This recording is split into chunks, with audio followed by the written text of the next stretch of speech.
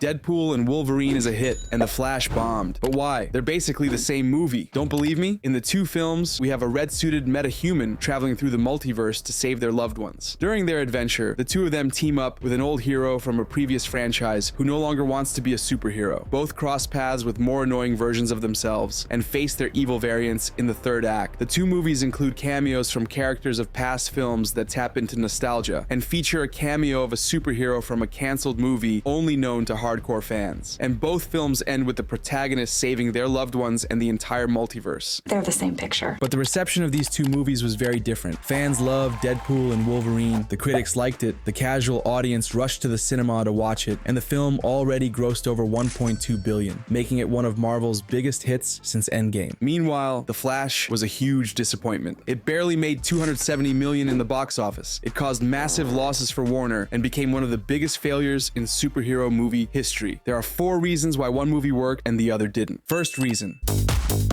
Deadpool and Wolverine are the most popular anti-heroes in the world. Even though Deadpool is a relatively new character because he first appeared in the 90s, he became very well known in recent years, thanks to the campaign Ryan Reynolds led to bring Deadpool to live action. Not even the awful X-Men Origins Wolverine adaptation discouraged fans. And when Fox released the 2 Deadpool movies, both were a success, each making over $780 million. Deadpool alone made more than the entire Justice League combined. Wolverine is even more popular. Fox made him the most famous X-Men because he showed up in 9 movies and starred in 7 of them. 7! Logan had his own video game, his own animated series, and even his own Japanese anime. And I know what you're thinking, that Flash has a much longer history than Deadpool and Wolverine, because the character debuted 30 years before Logan and 40 years before Wade Wilson. He had a key role in many important DC events in the comics, like Crisis on Infinite Earths or Flashpoint, and he's one of the founding members of the Justice League. But in live action, it's a different story. This version of Flash made 2 cameos and 2 awful scenes in Batman v Superman, and only did something relevant in Justice League, a movie no one liked. He only had 1 good scene in that film, and it was cut from the theatrical version. To top it off, the characterization of this Barry Allen is awful. In all previous versions, Barry is a confident, responsible, and smart guy. He might crack a joke here and there to break the tension, mainly if he's accompanied by Green Lantern, but he's not socially awkward. They toned down this aspect of Barry's personality in The Flash, because he was just unbearable in both versions of Justice League. But this guy still isn't Barry Allen. They turned Barry into a complete moron. Unacceptable. That doesn't happen with Deadpool and Wolverine. Ryan Reynolds and Hugh Jackman are perfect as their characters, because the actors became their comic book counterparts. Maybe Hugh is too tall and handsome to be Wolverine, but the actor's dedication can't be questioned. His personality is spot on, and I'd say the Logan we see in this movie is the most comic-accurate Wolverine we've seen so far. He insults everyone, treats people badly, doesn't want to be a hero, acts tough, but is soft on the inside, and has a redeeming moment where he decides to become the X-Man he was always meant to be.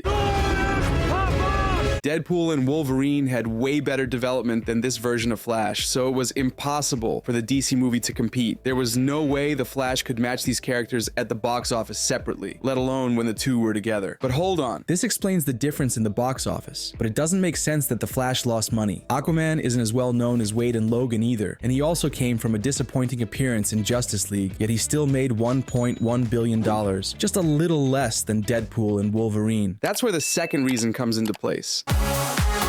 The marketing campaigns for these 2 movies were completely different. Deadpool and Wolverine had the best marketing in film history. They used social media in a smart way, unlike any other Hollywood blockbuster, knowing that the movie's core audience was online. They could post exclusive previews on YouTube or Instagram because people would watch them. Ryan Reynolds and Hugh Jackman went on a global press tour, showing the first minutes of the movie so word would spread that Deadpool and Wolverine was amazing. We had to deal with several spoilers because of this, but the vibe was that we were about to see something incredible, as epic as No Way Home or Endgame. And hype works really well for projects like this, making everyone rush to the theaters on opening night. Wolverine's popcorn bucket alone worked better as publicity than all of the Flash's marketing. You're absolutely right. The Flash had almost no marketing at all because of Ezra Miller, who went bananas in Hawaii for several weeks. Warner couldn't organize a press tour because the actor was literally running away from the police and making fun of it on his Instagram. He only made 1 public appearance in 2023 during during the movie's premiere, but he only spoke to one person. There were no other interviews because they couldn't risk Miller throwing a chair at someone's head, and the other actors didn't want to speak publicly either. Everybody knew the situation was awful. The little promotion the movie had came from some critics and influencers who claimed this was the best superhero movie ever made. The test screenings gave results similar to those of The Dark Knight back in the day, and James Gunn said the movie was amazing, but as Eleanor would say, it was all bullshit. The Flash wasn't even the best superhero movie of 2023. This backfired at Warner because the studio raised expectations based on lies, but the people who watched the movie on opening night realized they had been lied to, so word of mouth wasn't good at all. The complete opposite of what happened with Deadpool and Wolverine. And speaking of expectations, that's the third reason. The Deadpool and Wolverine team knew exactly what we wanted to see. No one was asking them to write the best script ever, but we needed to see creative action scenes, lots of violence, blood, jokes all over the place. They had to make fun of Disney, Fox. We needed to see nostalgic moments about the X-Men universe, and they had to justify Hugh Jackman's return as Wolverine, and they gave us all of that. The opening with Deadpool massacring the TVA agents is super creative, very well shot. The choreography is excellent, and it showed us that Disney didn't put any limits on the creative team. There are edgy jokes all the time. The characters insult with no restrictions. Wolverine's suit is perfect, and the final battle against the Deadpool Corps is one of the best action scenes in the entire MCU. They even gave Wolverine a new redemption arc without making it feel repetitive or ruining Logan's ending. Great! If we're being picky, they could have included the original X-Men, because we only saw Hugh Jackman. I imagine they wanted to save them for Secret Wars, or maybe they couldn't convince all the actors to come back, but this is not really important. In the end, their appearance wasn't crucial to the story. Plus, they included a bunch of cameos no one expected, like Chris Evans or Wesley Snipes. It was obvious Laura was coming back, even though Daphne Keane said she wouldn't, but I didn't expect to see the others. They even threw in Channing Tatum's Gambit, who should have had his own movie a decade ago, but Fox buried the project like they did with Deadpool. That alone was worth the price of the ticket. The Flash didn't even come close to delivering. We didn't get the cameos we wanted to see. Henry Cavill didn't show up, Christian Bale didn't show up, John Wesley Shipp didn't show up, and neither did Grant Gustin, who wasn't even invited to the premiere. The guy played Flash for over 10 years, and many became fans of the character because of him, but they didn't even consider including him in the movie.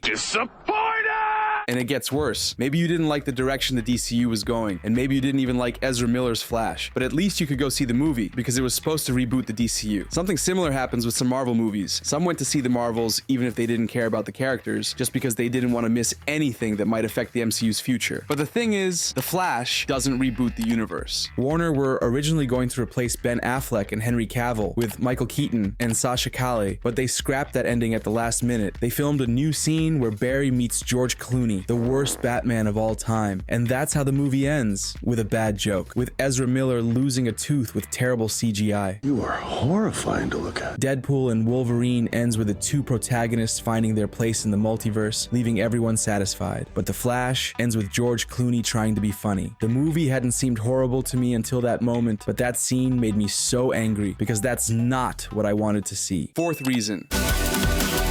We can't ignore that these two projects are part of shared universes that are in very different places. It's true that we're no longer in 2019, when Marvel could release anything and make over $1 billion at the box office. But the MCU is still the most important movie franchise ever. A few days after Deadpool and Wolverine premiered, they announced the return of Robert Downey Jr. as Dr. Doom, a news that broke the internet and made it clear where things are headed. We know the universe is still going. This is super important because it means we're not wasting time watching each new project. We have the hope that all of this is leading to the next endgame, which will be Secret Wars. We didn't just go to the theater to see a story about Deadpool and Wolverine. We went to the movies to see how these two characters would integrate into the Marvel multiverse, because it's obvious they'll show up again in Secret Wars. I hope so. The Flash was part of a dead universe. The DCU hadn't had a box office hit since 2018 with Aquaman. Some fans were upset since Batman v Superman. Snyder followers had been angry since 2016, and DC's best shows had less viewership than Marvel's worst series. To make matters worse, The Flash was caught in the middle of Warner's leadership changes due to the merge with Discovery. This led to a restructuring of the company that affected all projects, because Warner hired James Gunn as the new head of DC, and Gunn announced that he was going to reboot the entire universe before The Flash even premiered. Many people didn't want to see the movie because they felt that there was no point in watching projects from the old DCU. Why bother if they'd already told us that universe was going to be replaced with a new one? On top of that, Henry Cavill announced he would no longer be Superman, and it seemed like they were going to recast all the actors except for the ones Gunn had picked. That is not